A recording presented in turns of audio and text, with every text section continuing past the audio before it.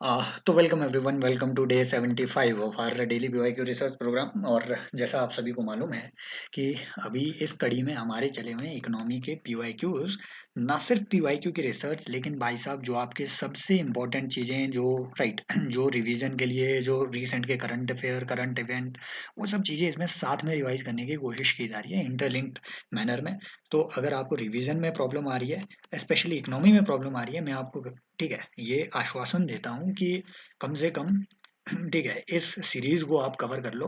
15 में से कम ठीक है 11 से 12 क्वेश्चन को अच्छे से अटेम्प्ट करने की आपकी जो है इतना कॉन्फिडेंस आपको सिर्फ ये प्रैक्टिस करने से आपके आ जाएगा, राइट। हालांकि कोई ज़्यादा ओवर प्रॉमिस हम नहीं कर सकते हैं, लेकिन this is something that is trusted. Last year भी मैंने ये सीरीज चलाई थी और काफ़ी बेनिफिट मेरा अपना भी हुआ, आप सभी का भी, ठीक है, जो लोग फॉलो कर रहे थे उनका हुआ होगा।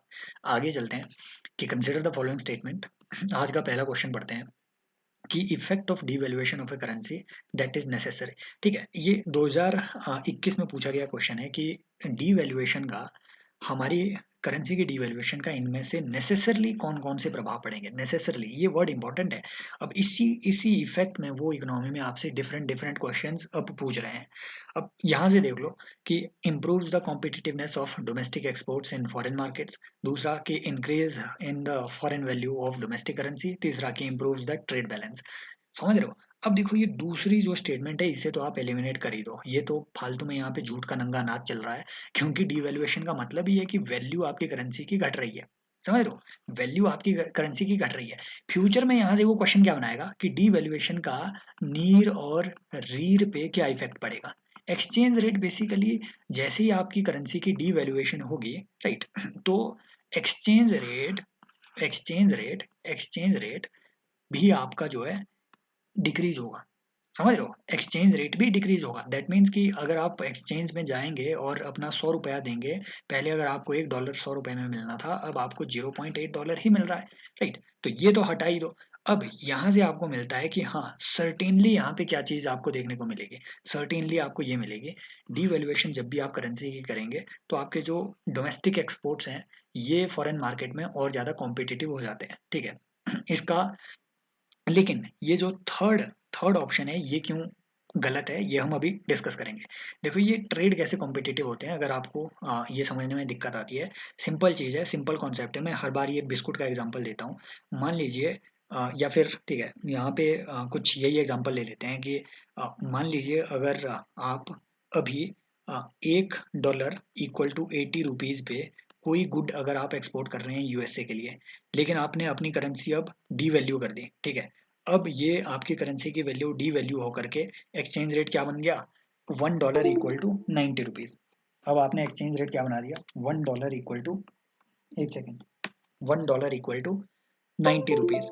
ये अब आपका नया एक्सचेंज हो गया, एक्सचेंज रेट हो गया। दैट मीन्स कि जैसे ही डिवैल्यू हुई करेंसी, अब यूएसए वाले उसी $1 से 90 रुपए की चीजें आपसे खरीद पा रहे हैं। समझ रहे हो। दैट मीन्स कि आपका एक्सपोर्ट बढ़ रहा है, डोमेस्टिक एक्सपोर्ट तो बढ़ रहा है, ये बात तो आपकी सही है, लेकिन ये गलत है। अब आम आदमी बोलेगा कि हाँ भाई साहब अगर एक्सपोर्ट बढ़ रहा है तो ट्रेड बैलेंस तो इंप्रूव होना चाहिए। That depends on the nature of economy. That depends on the nature of economy. How, for example अगर आपकी इकोनॉमी नंबर वन अगर प्रोड्यूस कम करती हो, है ना, यहाँ सर्टेनली ऊपर पूछा हुआ है ना। मान लीजिए अगर आपका प्रोडक्शन कम है, नंबर वन। नंबर दो, मान लीजिए आप ज्यादा इंपोर्ट डिपेंडेंट हो, इंपोर्ट डिपेंडेंट हो। For example India is import dependent, right. हम क्रूड ऑयल ज़्यादा इंपोर्ट कर रहे हैं, एनर्जी इंपोर्ट्स हमारे ज़्यादा हैं, उसी की वजह से हमारा जो जो मेन जो हमारा ट्रेड इम्बैलेंस है वो एनर्जी इंपोर्ट्स की वजह से ज़्यादा है। अब मान लीजिए अगर हमने वही करेंसी अब डी वैल्यू कर दी, तो पहले हमें जो, अब फॉरेन मार्केट में हमें रूपी थोड़ी ना देना है, फॉरेन मार्केट में हमें रूपी थोड़ी ना देना होता है, हमें डॉलर देना होता है।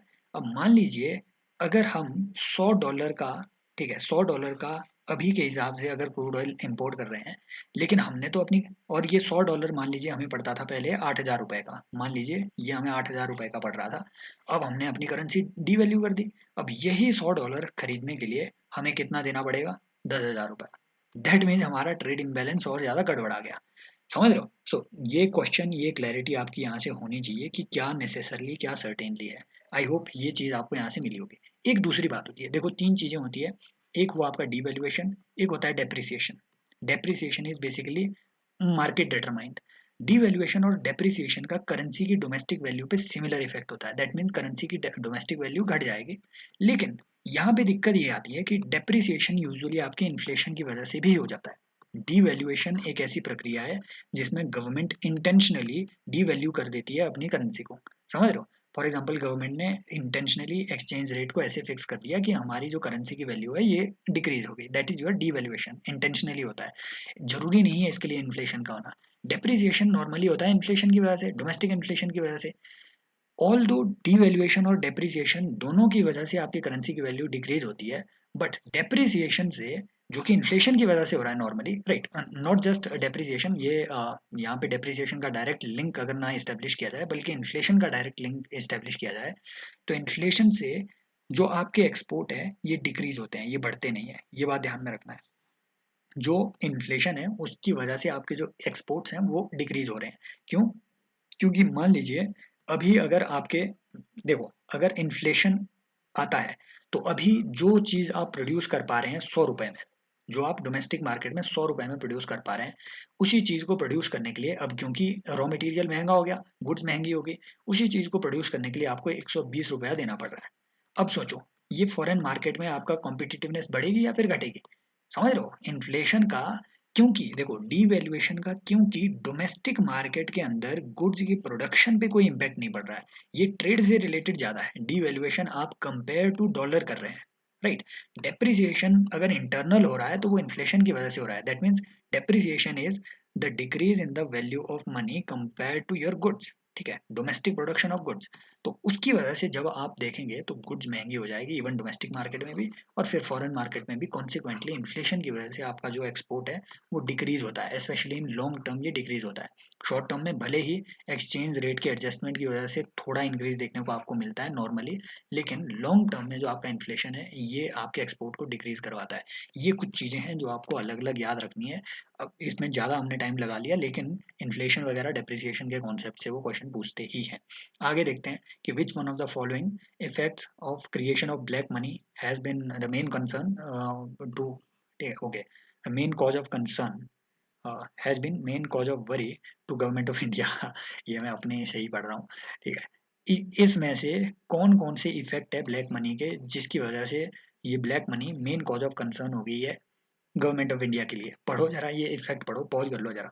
Diversion of resources to purchase of real estate. भाई रियल एस्टेट, आप ना, black money is a broad concept, simple बात, सिंपल बात समझो।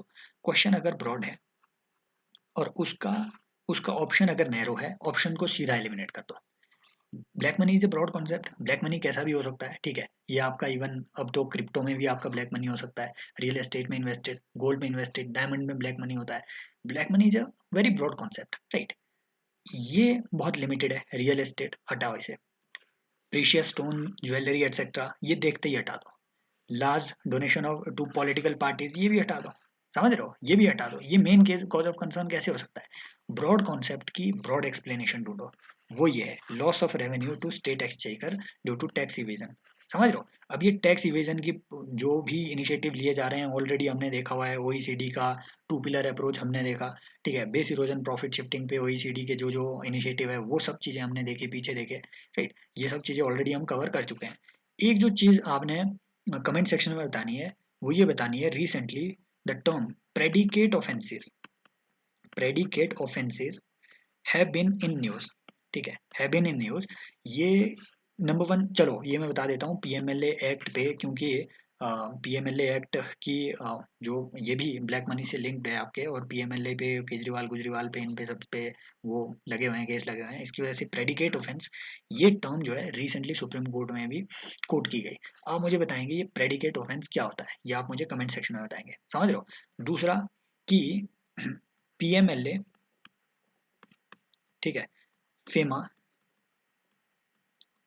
और, ठीक है, फ्यूजिटिव इकोनॉमिक ऑफेंडर्स एक्ट, इन तीनों को इम्प्लीमेंट करने की जिम्मेदारी कौन से इंस्टीट्यूशन की है? आप मुझे कमेंट सेक्शन में बताएंगे। साइंस एंड टेक में अगर आपका हाथ ढीला है, मैं ज़्यादा एडवर्टीज में नहीं करूँगा, ठीक है, तो आप जो है सिर्फ 2000 रुपये के जो है वो, क्योंकि ऑलरेडी ये जो 15 लर्नर है ये हो चुके हैं तो सबके लिए एक्सटेंड कर दिया गया है। आपको रिकॉर्डिंग, ठीक है, क्लासेस जो कि ऑलरेडी हो चुकी है उनकी रिकॉर्डिंग आपको मिल जाएगी, ठीक है, और आप मुझे कमेंट से ये टेलीग्राम पे अप्रोच कर सकते हैं, राइट। और पूरा ये कोर्स है जिसमें PYQ वगैरह, फुल सिलेबस की कवरेज, ऑल करंट अफेयर, आपको कहीं दूसरी जगह जाने की ज़रूरत नहीं है। आप वहाँ पे अराउंड 25 घंटे का आपका ये सारे सेशंस है, तो आप वहाँ पे जाकर के सारा एकदम से कवर कर सकते हैं, रिवाइज भी कर सकते हैं। आगे आते हैं, क्वेश्चन ये है कि विच ऑफ द फॉलोइंग, ये तो भाई पता नहीं, ये 2-3 बार रिपीट हो गया है। एक बार ठीक है, यही हमने देखा था कि सिमिलर कॉन्सेप्ट इन्होंने 2022 में देखा था क्वेश्चन, और यही 2013 से ये रिपीटेड है कि इनमें से सबसे ज़्यादा जो है इन्फ्लेशनरी कौन सी चीज़ है। रीपेमेंट ऑफ पब्लिक डेट, नहीं भाई, इससे इन्फ्लेशन डिक्रीज होता है actually. Then borrowing from the public bank to finance budget deficit, borrowing from the banks, actual में इसका इन्फ्लेशन पे ठीक है, इसका जो इन्फ्लेशन है, इन्फ्लेशन पे मनी, एक्चुअल में inflation is related to your money supply. ठीक है, मान लीजिए अगर आप पब्लिक फाइनेंस से, ठीक है, आप जो है गवर्नमेंट बजट डेफिसिट को फुलफिल करने के लिए अगर आप पब्लिक से या फिर बैंक से किसी से भी अगर आप लोन ले रहे हैं, बोरो कर रहे हैं, दैट मीन्स आप एक जगह से पैसा लेकर के दूसरी जगह इन्वेस्ट कर रहे हैं, तो ओवरऑल मनी में उसका इफेक्ट न्यूट्रल होता है। इसी कॉन्सेप्ट पे इन्होंने 2020 में एक क्वेश्चन पूछा था, आगे आएगा आपको, कि मान लीजिए आप जो है 1.5 लाख रुपया अपने बैंक से पैसा निकालते हैं, मनी सप्लाई पे इसका क्या इफेक्ट पड़ेगा। No effect, money supply will remain unchanged. क्यों? इकोनॉमी में लार्जर लार्जर इकोनॉमी के पर्सपेक्टिव से अगर आप देखें, तो पब्लिक से या फिर बैंक से अगर गवर्नमेंट ने बोरो किया है, तो वो कहीं ना कहीं उसे इन्वेस्ट वो ही करेगी, वो ना करती तो पब्लिक कर देती। तो ओवरऑल इन्फ्लेशन पे इसका उतना उतना नेगेटिव इम्पैक्ट या फिर उतना पॉजिटिव इम्पैक्ट नहीं पड़ता है मनी सप्लाई पे, स्पेशली मनी सप्लाई पे तो इसका न्यूट्रल इम्पैक्ट है, इन्फ्लेशन पे डिपेंड करता है। बट सबसे ज़्यादा जो इम्पैक्ट इसका इन्फ्लेशन पे सबसे ज़्यादा जो रहता है, इन्फ्लेशन सबसे ज़्यादा इंक्रीज होगा, वो होगा क्रिएशन ऑफ न्यू मनी। इसी को हम कहते हैं, मैंने पता नहीं कितनी बार बोल दिया, इसी को हम हेलीकॉप्टर मनी भी कहते हैं। हेलीकॉप्टर मनी मान ले कि आपने जो RBI ने नया मनी अगर प्रिंट कर दिया है, तो इकोनॉमी में नया मनी इंजेक्ट हो रहा है, नया कैश इंजेक्ट हो रहा है, और हमें मालूम है जिसकी सप्लाई बढ़ेगी उसकी वैल्यू घटेगी, और रूपी की वैल्यू घट जाने को ही हम इन्फ्लेशन बेसिकली कह रहे हैं। This is your answer, creation of new money. ये बार है ना, ये 2-3 बार इन्होंने यही क्वेश्चन रिपीट कर दिया हुआ है, राइट। देन नेक्स्ट आते हैं इकोनॉमी 2020 के PYQ पे, कि इंटरेस्ट कवरेज रेशो, जो कि यूजुअली टर्म न्यूज़ में रहती है, इनमें से कौन सी चीज़ है जो इसको करेक्टली डिफाइन करती है, कि इट हेल्प्स इन अंडरस्टैंडिंग। देखो, helps in understanding, helps in evaluating, है ना। अब मान लीजिए अगर आप बोलो कि इंटरेस्ट कवरेज रेशो या फिर इकोनॉमी की कोई भी टर्म है, अगर आप इन्वर्सली इसको, ठीक है, एक बार उल्टा करके देखो, मान लो आपको इसका कोई नॉलेज नहीं है इंटरेस्ट कवरेज रेशो का, फिर भी इसे उल्टा करके स्टेटमेंट को पढ़ो कि it does not help in understanding the present risk, it does not help in evaluating the emerging risk of a firm. समझ रहे हो, ये बहुत नेगेटिव स्टेटमेंट जाती ना तब। अब जो अगर नेगेटिव इसकी ठीक है, मान लो अगर इसकी उल्टी स्टेटमेंट रॉन्ग है, तो इसकी जो सही स्टेटमेंट है वो सही होनी चाहिए। समझ रहे हो, ये दिस इज द अप्रोच। जब आपको ऐसे किसी भी क्वेश्चन को हेल्प्स इन इन चीज़ों को डील करना हो, तो एक बार इसे उल्टा करके पढ़ो। तो ये दोनों स्टेटमेंट्स आपकी सही है, इंटरेस्ट कवरेज रेशो का ही मतलब आगे हम पढ़ेंगे ये क्या होती है।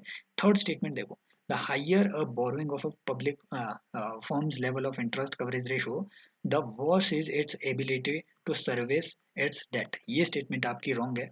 एक्चुअल में इंटरेस्ट कवरेज रेशो क्या होता है, मान लीजिए जितने उसके प्रॉफिट है, किसी भी कंपनी के जितने भी प्रॉफिट है, profit before profit before paying the interest, number one, profit before paying the ठीक है, before paying the tax, tax और इंटरेस्ट पे करने से पहले इसके जितने टोटल प्रॉफिट हैं, वो प्रॉफिट इसके टोटल लोन के इंटरेस्ट का कितना हिस्सा कवर कर पा रही है, that is your interest coverage ratio. अब ये रेशो जितनी ज्यादा होगी, समझ रहे हो, इंटरेस्ट की कवरेज, मान लो इंटरेस्ट कवरेज रेशो आपकी हो गई, ठीक है, मान लो ये 100% होती है, दैट मीन्स कि आपका प्रॉफिट कम से कम इतना तो है कि 100% इंटरेस्ट को ये पे कर सकती है ना। 90%, दैट मीन्स जितनी आपकी इंटरेस्ट कवरेज रेशो घटती जाएगी, दैट मीन्स कि आप अनसस्टेनेबल होते जाएंगे। मान लो अगर 90% इंटरेस्ट कवरेज रेशो है, दैट मीन्स कि आपके जितने प्रॉफिट बन रहे हैं सिर्फ 90% इंटरेस्ट आप पे कर पा रहे हैं, बाकी आपको कहीं दूसरी जगह से लोन लेना पड़ेगा, है ना। अगर ये 200 हो जाती है, दैट मीन्स कि आपका अभी जितना इंटरेस्ट है इसका डबल भी अगर हो जाए तो आप इसे पे कर पाएंगे, है ना। जितना ज़्यादा इंटरेस्ट कवरेज रेशो होगा, जितना ज़्यादा इंटरेस्ट कवरेज रेशो होगा, उतना बेटर किसी कंपनी के लिए होगा। सिंपल बात, नो बकवास, ज़्यादा इसमें रटना नहीं है। आप मुझे बताएंगे कमेंट सेक्शन में कि जॉम्बी फॉर्म जो है, zombie forms usually seen in news, ये फॉर्म्स क्या होती है। फिर आप मुझे कमेंट सेक्शन में बताएंगे कि ठीक है, there is a term known as, ठीक है, ब्लू चिप, ब्लू चिप्स, ये ब्लू चिप्स क्या होती है, ठीक है, फाइनेंस मार्केट के टर्म्स में आप मुझे ये कमेंट सेक्शन में बताएंगे। क्लियर?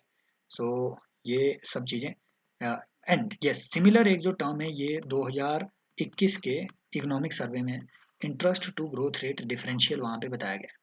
ये इकोनॉमी के कॉन्सेप्ट में होता है, ठीक है, ये कंपनी के लिए नहीं होता है, ये इकोनॉमी के रेफरेंस में इंटरेस्ट टू आईजीआरडी बेसिकली ये इकोनॉमी के लार्जर पर्सपेक्टिव में डिस्कस किया जाता है। आईजीआरडी क्या होता है बेसिकली, जो कम इकोनॉमी में प्रेवेलेंट इंटरेस्ट रेट है, मान लीजिए 7% है, और जो इकोनॉमी का ग्रोथ रेट है, राइट, वो मान लीजिए ये आपका 10% है, समझ रहे हो, मान लीजिए ग्रोथ रेट 10% है, इंटरेस्ट रेट 7% है, इनके बीच का जो डिफरेंस है, ठीक है, that would be known as your IGRD.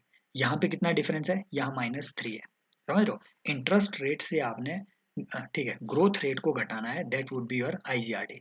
It is difference between interest rate and growth rate in an economy, right. अब जो नेगेटिव आईजीआरडी होता है, जो नेगेटिव आईजीआरडी होता है, that that is good for the economy, ये बात ध्यान में रखना है। जितना कम आपका आईजीआरडी होगा उतना बढ़िया होता है इकोनॉमी के लिए। और भारत में आजकल नेगेटिव आईजीआरडी चल रहा है, राइट, क्योंकि जो हमारा प्रेवेलेंट इंटरेस्ट रेट है, वो प्रिवेलेंट इंटरेस्ट रेट का मतलब होता है, प्रिवेलेंट इंटरेस्ट रेट का मतलब कि लार्जर पर्सपेक्टिव में, वो नहीं जो आपके कंज्यूमर लोन हो, नहीं, लार्जर पर्सपेक्टिव में जो आपके इंटरेस्ट रेट बेसिकली चल रहे हैं वो ग्रोथ रेट से इंडिया में कम है, स्पेशली जो आपके नॉमिनल ग्रोथ रेट है उससे तो कम है ही है।